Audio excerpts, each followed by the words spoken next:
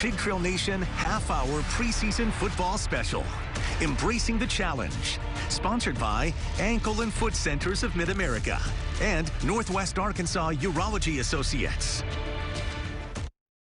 It was one thing after another in 2020. And as we get closer to the start of the football season, over the next 30 minutes, we'll talk about all the challenges Arkansas has had to face to get to where we are. From COVID-19, canceling spring football, pushing back fall camp, and how it remains the opponent Arkansas will battle every week.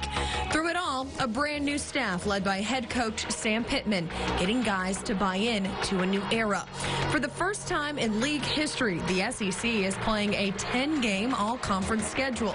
And without an SEC win since 2017, no one from the outside is looking at Arkansas to do any damage. How these guys are motivating themselves with low expectations from the outside world.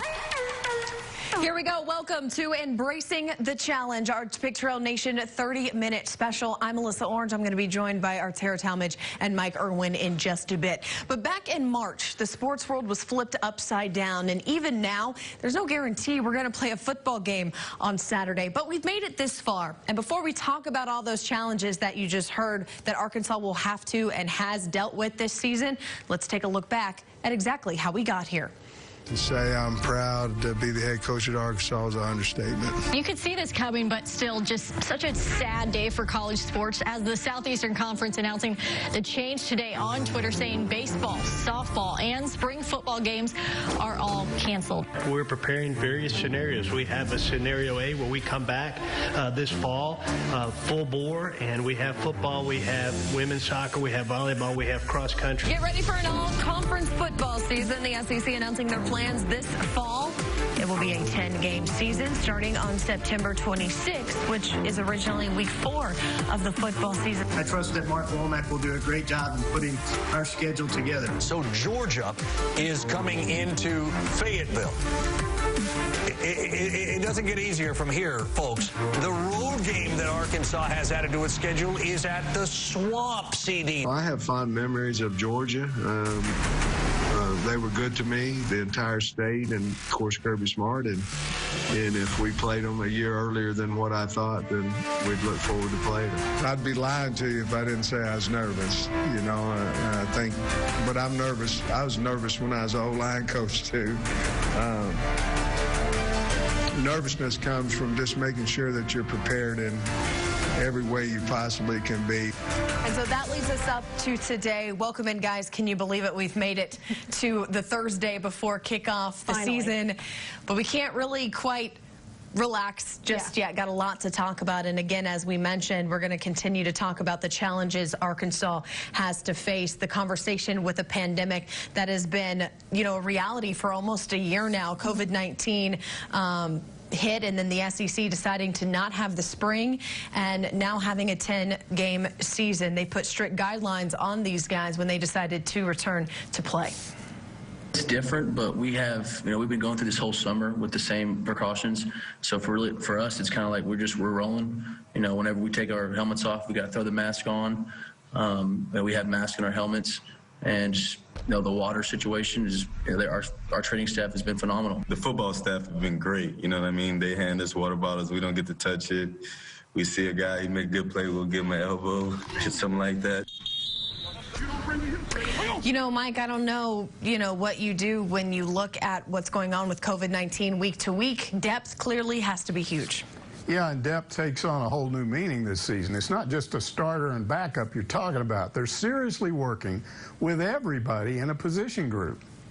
You've always got a plan. If you're a second-team guy, you know, you're a play away from being the starter. And now the same thing with the third-team guy, whatever you are on the depth chart, you've got to prepare like you're the starter. Literally, since January, Coach Pittman has been stating that we're going to need every single person on this football team. And like Barry said, it rings true today. We've got a lot of guys that are hungry, and they're going to be ready when their name is called. Yeah, so it's all hands on deck with the players, Tara, but that also applies to the coaches. Yeah, that's right, Mike. You know, this staff just seems to gel so well right now. Having never been a head coach before, Sam Pittman says that He does go to Barry Odom, the defensive coordinator at Arkansas, for some advice from time to time, and even said that if he were required to quarantine or something were to happen, he would hand the reins over to Odom. You have Barry Odom if something happened to me, you know, well, you have Barry that would step into that role, and that's why we're two-spotting. That's why everybody on our team's getting the same amount of reps in these walkthroughs, because if COVID happens on our football team, the next guy has to be available, and he has to know what he's doing. Yeah, and Sam Pittman says that having a guy on your staff who used to be a head coach can either go one of two ways. It can be good or bad. The guy can think, oh, you know, I was a head coach. I know how this needs to be done. Or he can be like Barry Odom, who always waits for Pittman to ask for his opinion before he gives it. That's why those walks are so important. Exactly. Every day. You know, we've talked a lot about what the coaches think, what players think, what the national media thinks, what doctors think about how football season should go with COVID-19. But what about parents? How do they feel? Well, I was able to talk with 2 Razorback moms and ask them about their sons taking the field.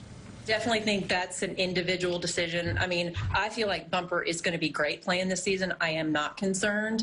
The protocols they have in place, the testing, I mean, he's getting tested there where he wouldn't. As a regular student, you know, he would never get tested that many times. I mean, they're constantly checking, do you have a fever? Do you have this? So I think they're more safe because they constantly have coaches and medical staff telling them what they need to do. Each is their own. Everyone has their own, just, you know, opinions, and they need to make their own decisions per their own family circumstances. You know, some families have health issues. And if their son plays, and then they come home or they go for a visit, you know, they could be risking a lot to that family. Each parent has to sleep at night and with the and feeling good about their decision. And guys, we've seen a lot of teams from around the country and even in the SEC where players have opted out and they have their own personal reasons for doing so. And so when you look at things in a bigger scale, how do you feel Arkansas's handled COVID-19? You know, you hear both of those moms talking about it and they feel comfortable. I understand that there are concerns going into this, but I do think that the Razorbacks have handled everything pretty well. It's honestly hard to tell, though, when you're not told any numbers, but Pittman has said that, you know, they were able to field nearly the entire team this week, so that is a good sign. We'll see if that is true on Saturday. Plus, you know, we never heard about any players going out and partying and there being a huge breakout, like having to quarantine large groups like they did at Texas Tech. Yeah, I agree, Tara. They didn't have any shutdowns last summer, and some schools did. They didn't have to suspend any practices in the preseason, and we saw that did happen with some teams. Hunter Yurachek said that in each of the previous weeks since the college football season started, Arkansas could have played. But the one thing we don't know is how many positive tests and quarantine players they've had, because they don't release those numbers, even though some schools do. Yeah, we're absolutely in uncharted waters when it comes to COVID-19. Look, it's hard enough navigating everything that's going on with the pandemic, even if you're a senior head coach like Nick Saban. Just imagine having to deal with this as your first year as a head coach, and that's exactly what Sam Pittman is doing. We're going to talk about him and how he has handled the whole situation like a pro. We'll be right back.